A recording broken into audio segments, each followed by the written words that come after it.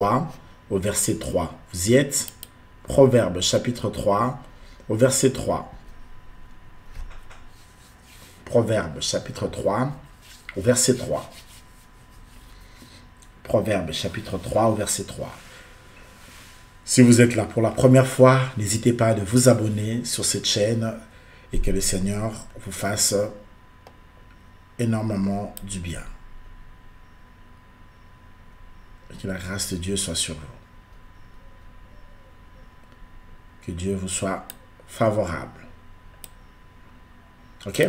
Allez, prions. Père, bénis ce moment et bénis ta parole et fais-nous du bien dans le nom puissant de Jésus. Instruis nos cœurs et aide nos cœurs à te ressembler, à Jésus.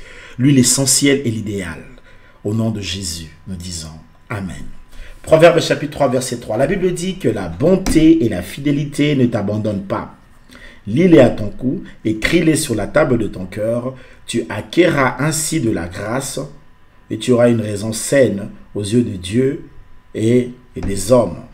Alléluia. J'ai même lu le verset 4 ensemble. Alléluia. Nous parlons sur la table du cœur. Nous avions dit qu'il existe plusieurs types de cœurs. Il y a des cœurs tables, c'est ce que nous étudions toute cette semaine. Il y a des cœurs prisons, il y a des cœurs qui sont des prisons. Il y a des cœurs entonnoirs. Il y a des cœurs autoroutes. Ça existe des cœurs autoroutes.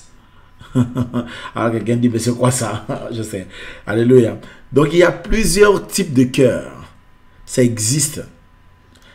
Quand on dit cœur autoroute, on est dans le psalmiste qui dit ceux qui se confient en Dieu, ils trouvent dans leur cœur des chemins tracés. Dans le cœur des hommes, il y a des chemins, il y a des routes dans des cœurs. Voilà pourquoi un enfant de Dieu doit développer ce qu'on appelle la conviction du cœur. Voilà pourquoi la Bible dit tout ce qui n'est pas le fruit d'une conviction est un péché. Voilà pourquoi un enfant de Dieu doit avoir une bonne relation avec Dieu, une bonne relation aussi avec lui-même. Parce qu'un enfant de Dieu peut écouter Dieu parler dans son cœur. Une personne qui est enfant de Dieu n'a pas toujours à attendre une parole prophétique. Parfois, Dieu peut te parler simplement par certaines convictions. Par certaines convictions de cœur où tu sens des choses dans ton cœur et tu sens que c'est comme ça. Et ce n'est que de cette manière aussi que parfois tu peux expérimenter certaines grâces et certaines bénédictions de Dieu. Alléluia. J'espère que vous me comprenez quand je parle de ces choses. Que le Seigneur vous soit favorable. Alléluia. C'est clair, j'espère. Donc voilà pourquoi il y a des cœurs autoroutes. Alors beaucoup de gens attendent des miracles de l'extérieur. Parfois, il n'y a pas de miracle d'extérieur. Il y a des miracles en toi. Tu es un miracle. Le miracle, c'est en toi. Le miracle est au-dedans de toi.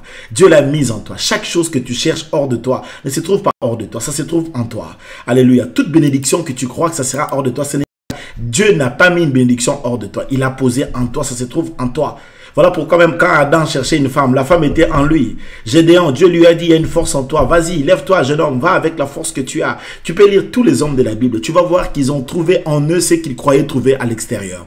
Raison pour laquelle un enfant de Dieu doit être une personne des convictions. Qui a dit avec moi des convictions? Qui peut m'écrire avec moi ce mot conviction?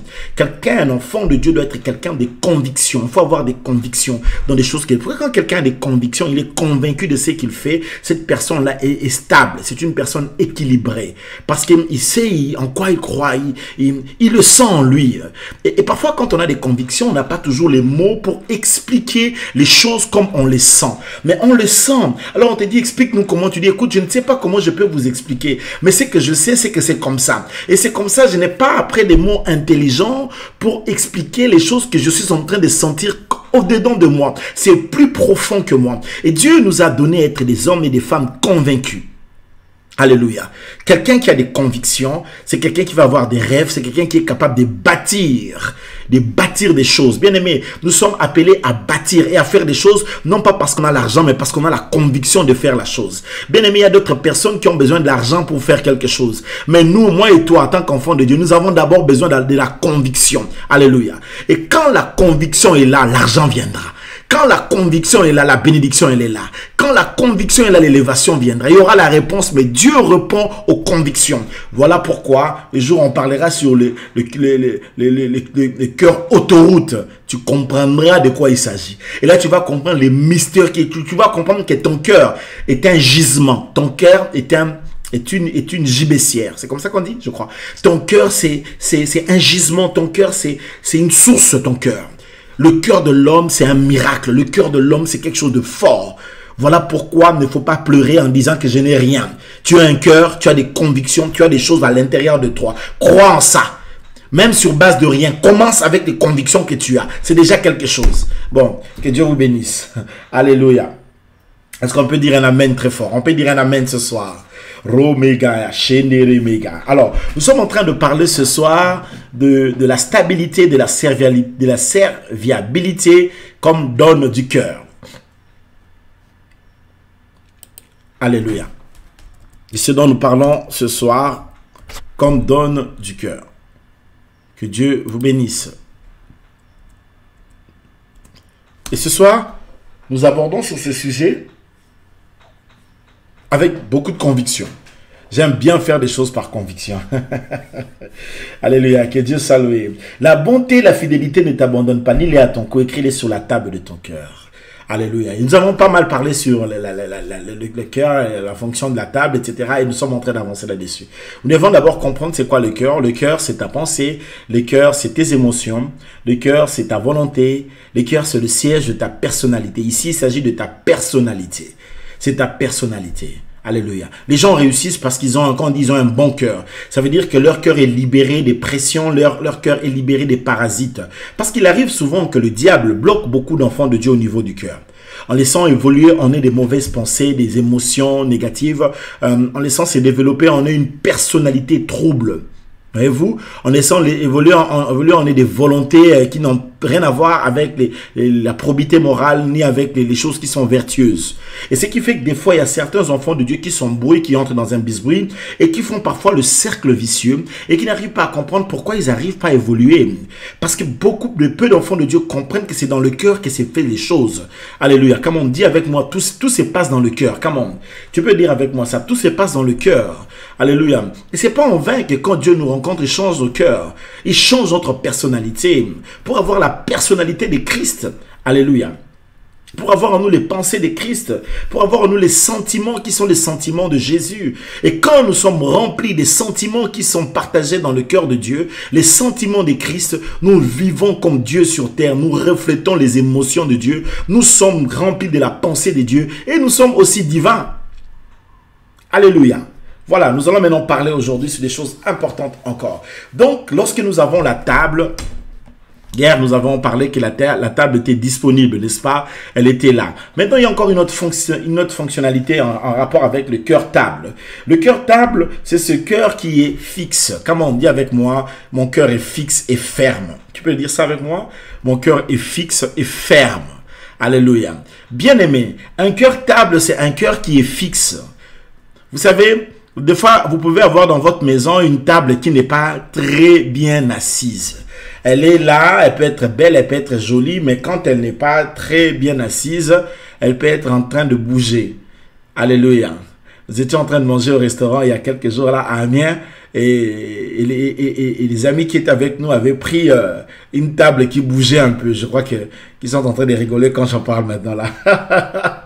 Leur table était un peu instable. Donc il fallait qu'on puisse régler ça parce que ce n'était pas bien fixe.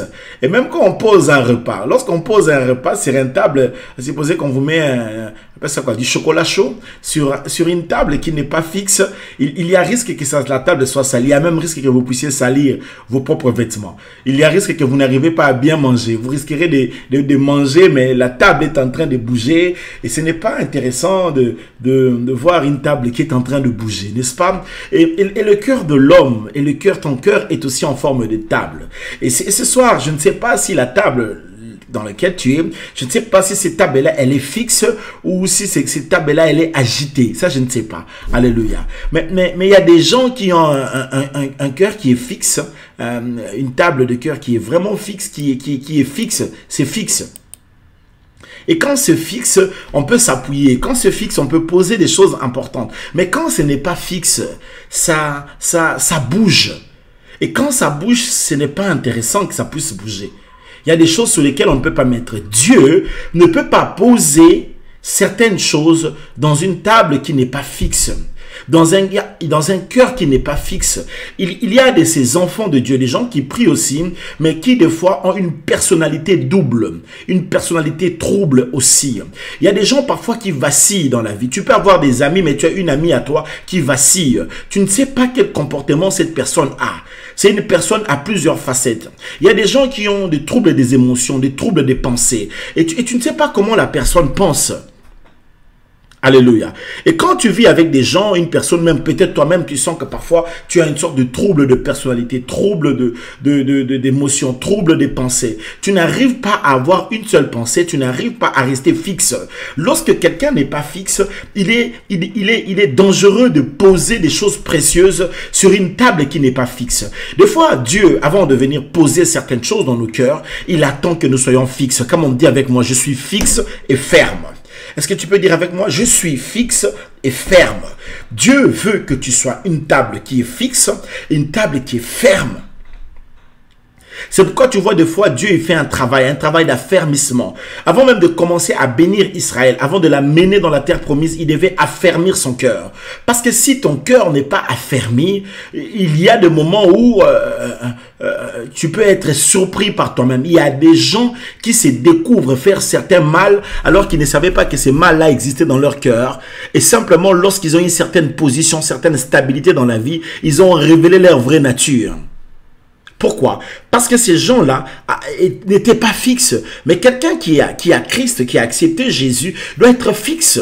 Il doit savoir en qui il a cru. Il doit être ferme dans ses valeurs. Il doit être ferme dans ses convictions de foi. Il doit être ferme dans sa manière de marcher avec Dieu. Ça ne doit pas être un chrétien qui tergiverse, qui est à gauche et à droite et qui mange à tous les râteliers et qui est prêt à toucher à tout simplement au nom d'une définition de la réussite, du succès, des papiers, de mariage, de quoi que ce soit, etc. C'est les gens des personnes qui savent être stables, qui savent être aussi fixes, qui savent être aussi posées et qui savent que je m'attends à l'Éternel et même quand certaines choses tardent, je veux attendre, je vais être fixe, je ne veux pas, tergiverser, je ne vais pas manger à tous les râteliers. Alléluia. Donnez-moi un amen, je vais dire des choses qui sont très importantes ce soir. Donnez-moi un amen. Dieu dit que tu dois les lier à la table, mais pour que ça soit aussi inscrit à ta, il faut que ta table soit fixe. Je ne sais pas ce soir si ton cœur est un cœur ferme et fixe. Si ton amour pour Dieu est ferme et fixe. Si ta passion pour Christ est ferme et fixe. Si ton amour pour le Seigneur, si ta vie de sainteté est ferme et fixe. Si si tu es une personne stable ou tu as une personne qui est dans le trouble de personnalité, tu ne sais pas si c'est oui, si c'est non, etc. Et c'est très dangereux, surtout dans la vie quand tu épouses un homme qui n'a pas la décision, un homme qui ne sait pas ce que veut dire oui, ce que veut dire non. Ça, c'est très dangereux. N'épouse pas un homme qui ne sait pas ce que c'est un oui, ce que c'est un non. Et n'épouse pas non plus une femme qui ne sait pas ce que c'est un oui et ce que c'est un non. Alléluia. Je me souviens de cette sœur à qui un garçon était en train de faire la cour.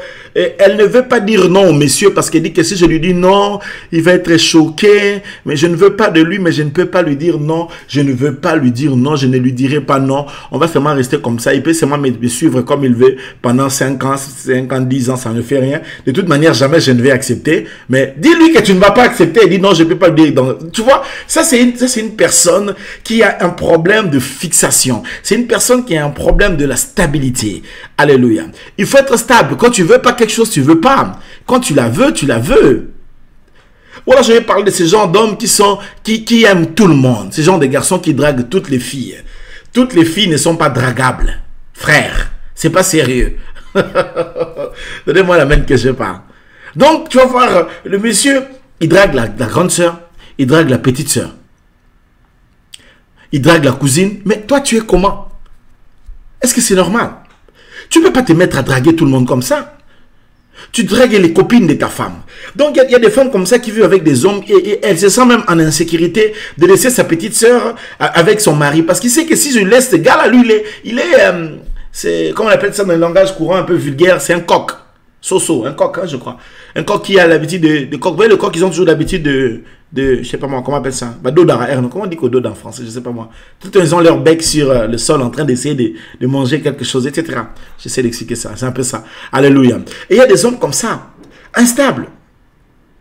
Tu viens là devant les gens, tout ça, est-ce que c'est la femme? Oui, c'est là, est-ce que tu es jusqu'à la mort? Oui, c'est la femme et tout ça. Et tu dis Amen, Amen, les gens acclament, nous sommes en costard. Mais alors je me souviens d'une histoire très triste du monsieur qui, le jour de la nuit de noces, a laissé sa femme pour aller sortir avec une femme qui était, ouais, ça s'appelle ça, les filles d'honneur, là, qui étaient les filles d'honneur. Sa femme était là.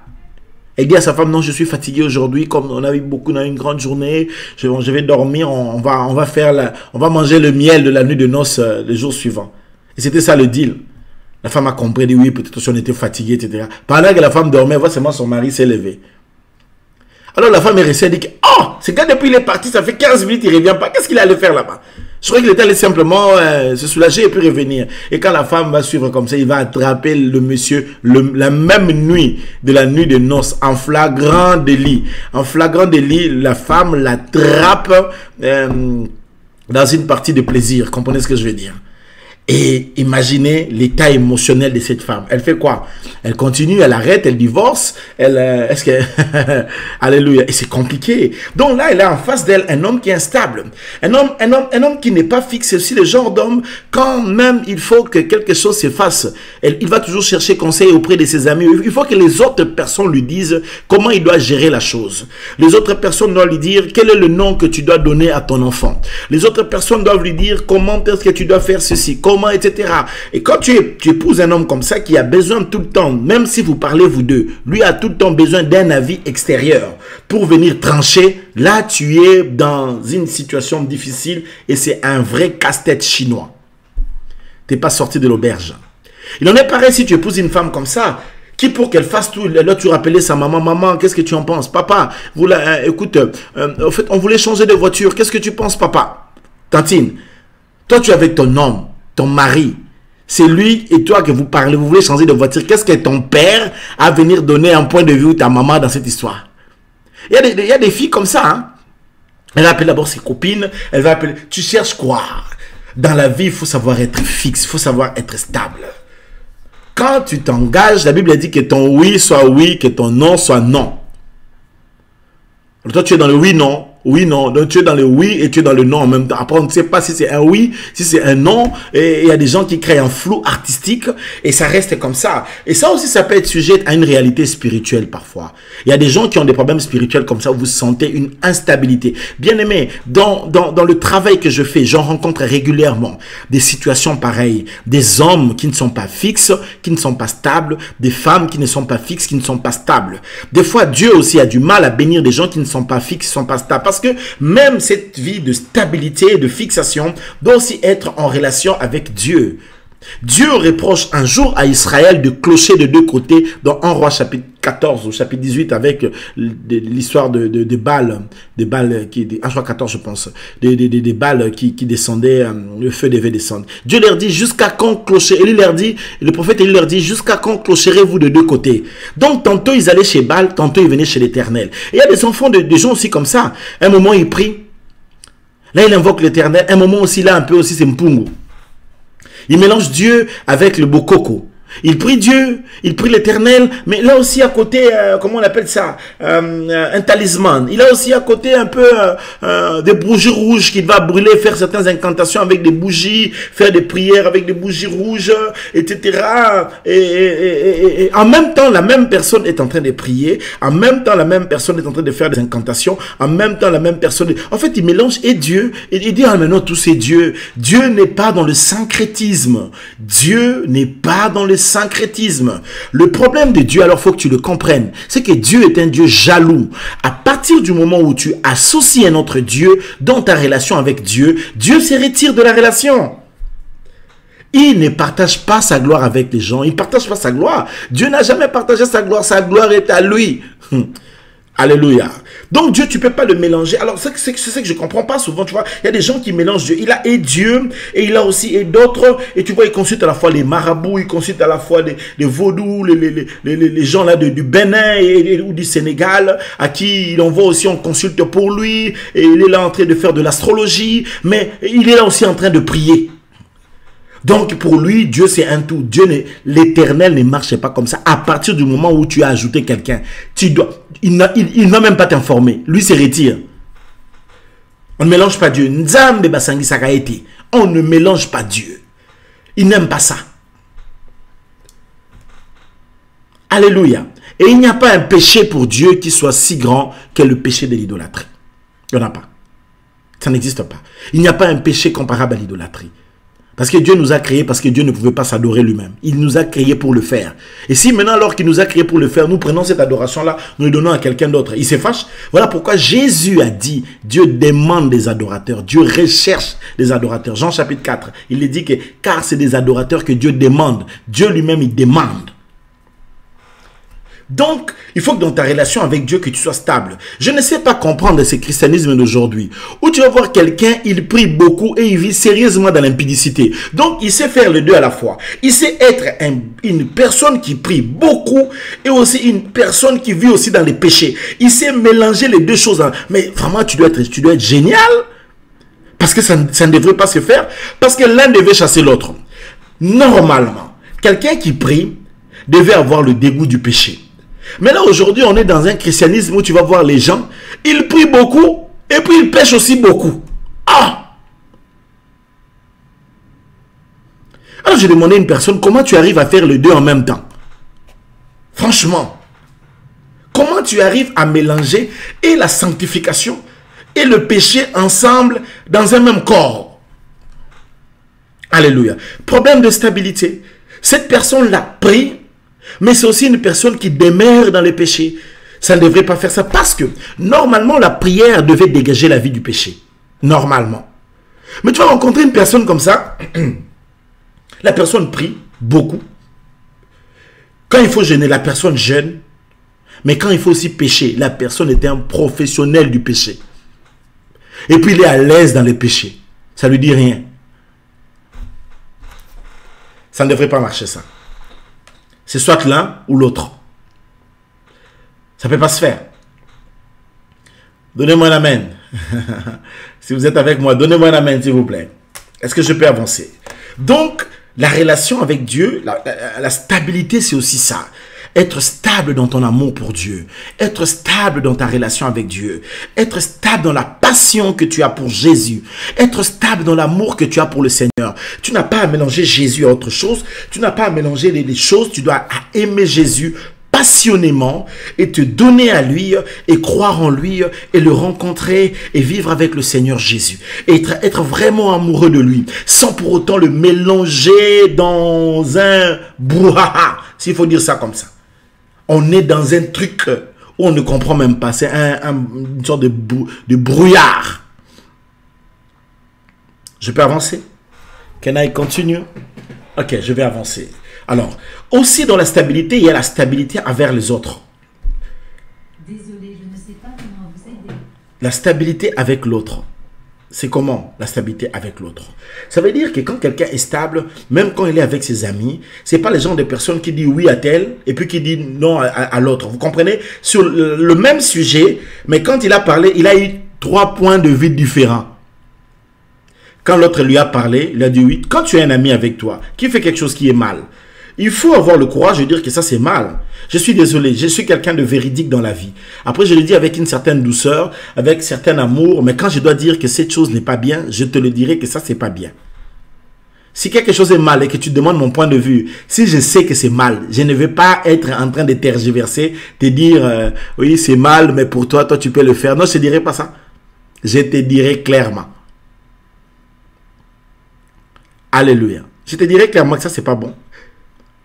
Parce qu'il y a des gens où vous sentez une sorte de trouble de personnalité. Il ne sait pas prendre la position.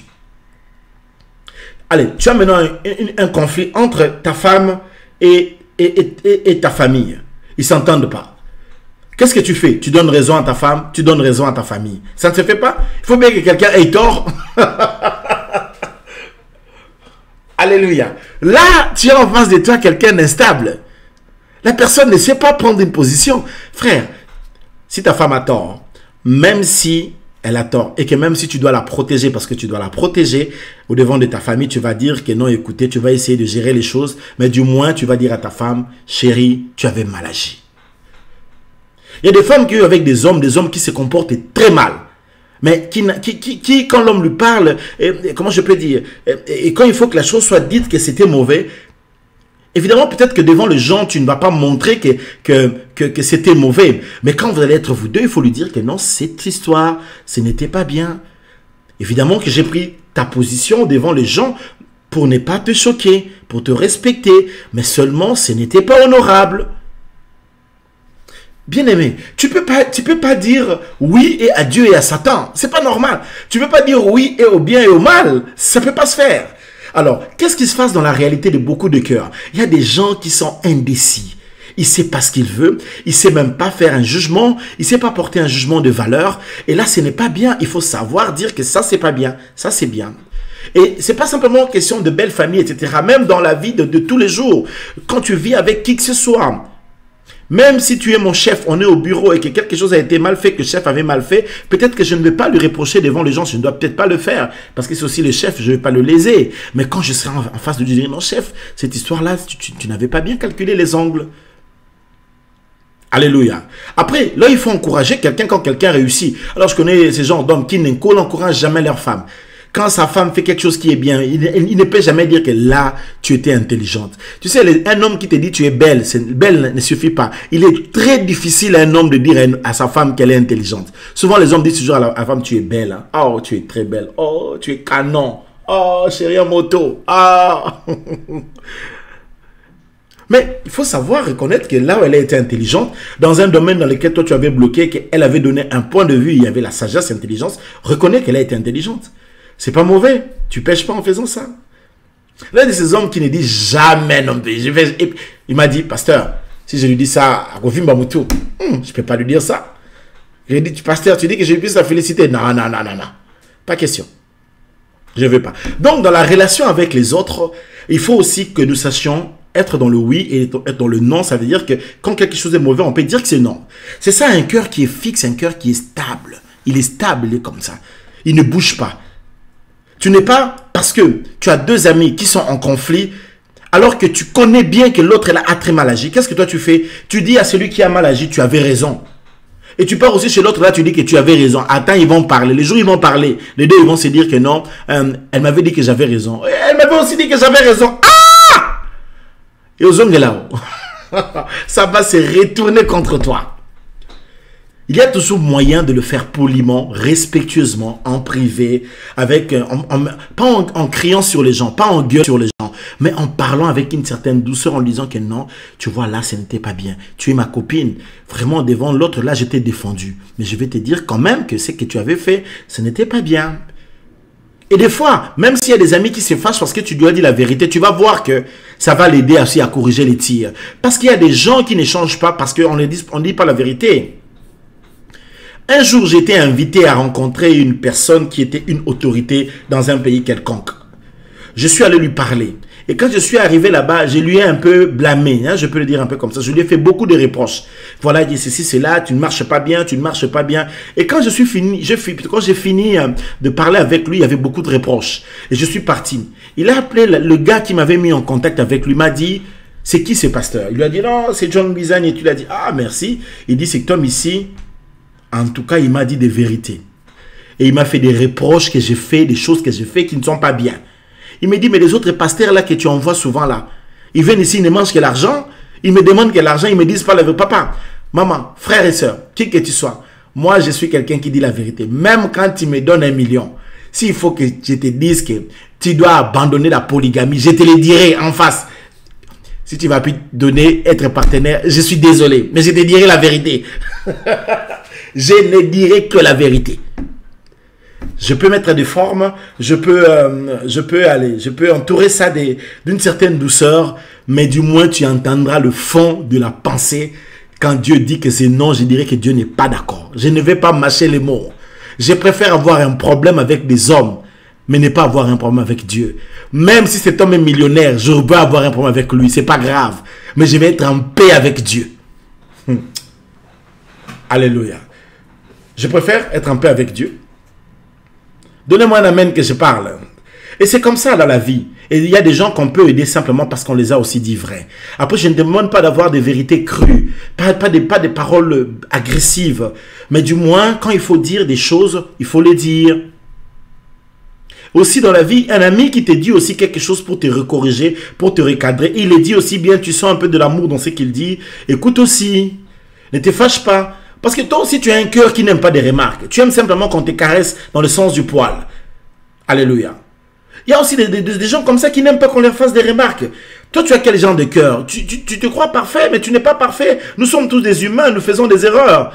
Et s'il y a des erreurs, il faut bien qu'il y ait aussi des autres gens qui disent que non, bah voilà, ça c'était une erreur.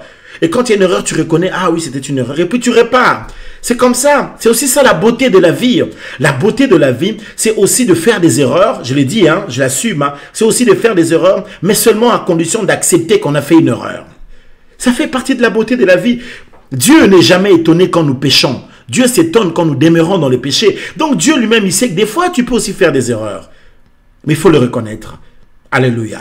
Alors, la stabilité, c'est cette personne qui sait dire oui, qui sait dire non. Et enfin, rapidement, il me reste peut-être deux points pour atterrir. Dans la relation aussi avec toi-même. Un cœur stable, un cœur qui est une table stable, tu sais ce que tu veux pour toi. Il faut aussi savoir ce que tu veux pour toi. Il faut que tu le saches. Il y a des gens qui ne savent même pas ce qu'ils veulent pour lui-même. Il ne sait pas ce qu'il veut pour ses enfants. Il ne sait pas ce qu'il veut pour sa propre vie. Il ne sait pas. Il y a des gens comme ça instables. Et ouais, tu vas voir une personne qui a passé ce temps de plusieurs... il a étudié dans 5 universités, il a changé 5 options. Il a fait la médecine, il a laissé la médecine, il est allé faire le droit, il laisse le droit, il est rentré faire l'économie, il a fait l'économie. Mais cette personne-là, il ne fait que première année, il ne finit jamais une branche. Donc cette personne-là n'est même pas décidée par rapport à elle-même. Un cœur stable, c'est aussi un cœur d'une personne est décidée par rapport à elle-même. Il dit que non, par rapport à ma vie, je vais faire ceci, je vais essayer cela, je vais m'investir dans tel truc, je vais oser telle chose, je vais faire dans telle filière, je vais me mettre dans telle situation. Et il y a des gens comme ça, il ne sait même pas, elle n'arrive pas à savoir. Donc en fait, il attend que seulement qu'on lui dise on va faire ceci, et puis il fait. Et puis ça ne marche pas, j'ai changé, ça n'a pas marché, je vais changer. Mais tu vas changer comme ça jusqu'à quand? Quel genre de relation que tu as envers toi-même? Il faut que tu aies aussi une relation envers toi-même. C'est très important d'avoir une relation envers toi-même aussi. Savoir se dire non aussi à certaines choses. J'ai aimé ce frère. Un jour, son cœur lui poussait à aller draguer une femme. Il était déjà marié. Mais son cœur est tombé amoureux d'une autre femme. C'était un coup de foudre. Son cœur l'a aimé une autre femme. Il y a des gens comme ça. Il vit avec toi dans la maison, mais il pense à une autre femme. Il y a aussi des femmes comme ça, qui avec un autre homme dans la maison, mais qui ne pensent qu'à un autre garçon.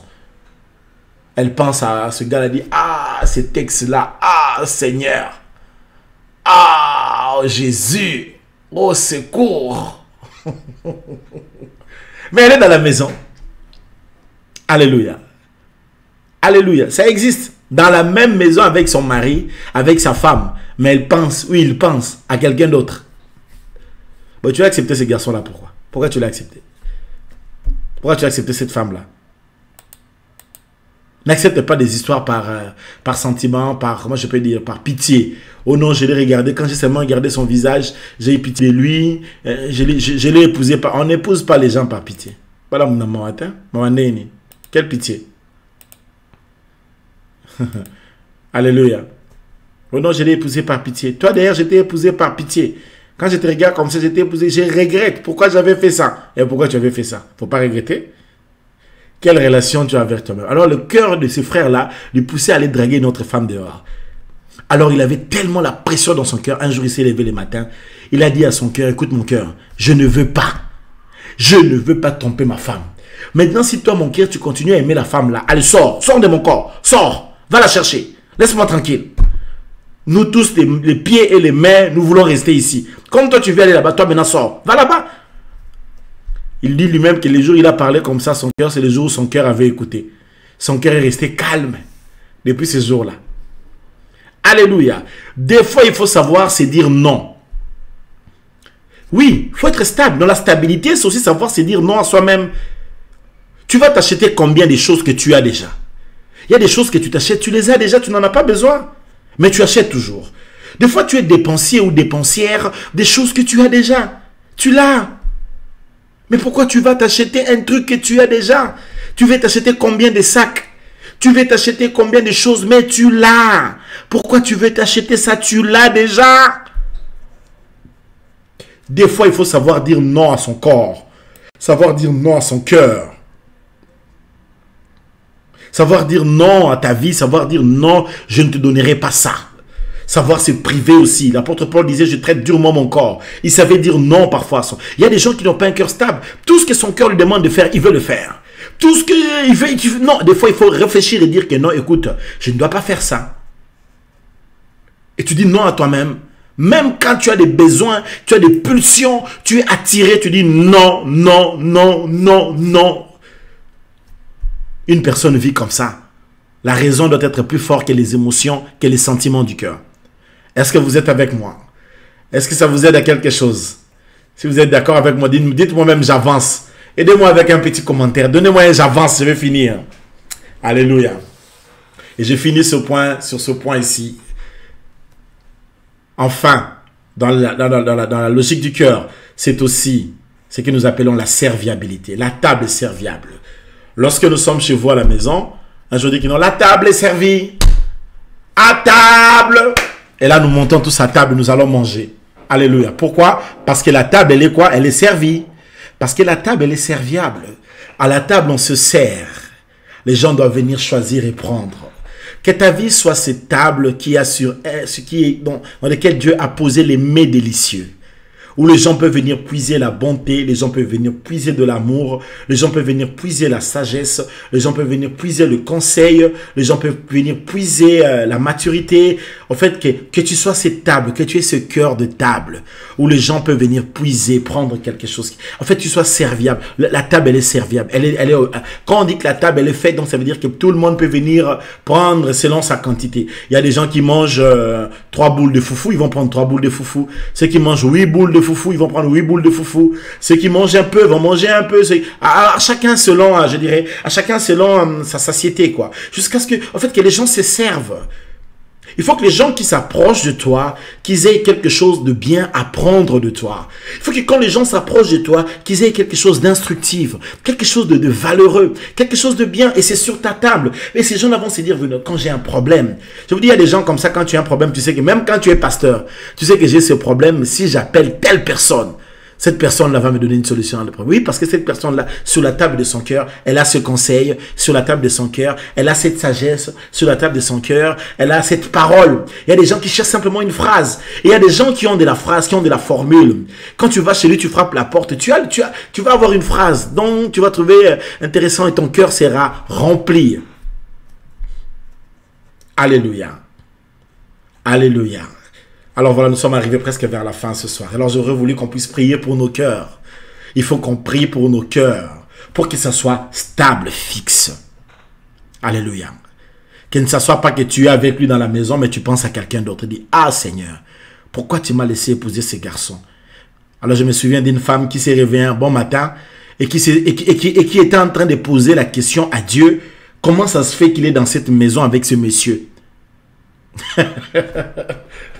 Elle s'est posé la question, elle dit, Seigneur, comment ça a été possible?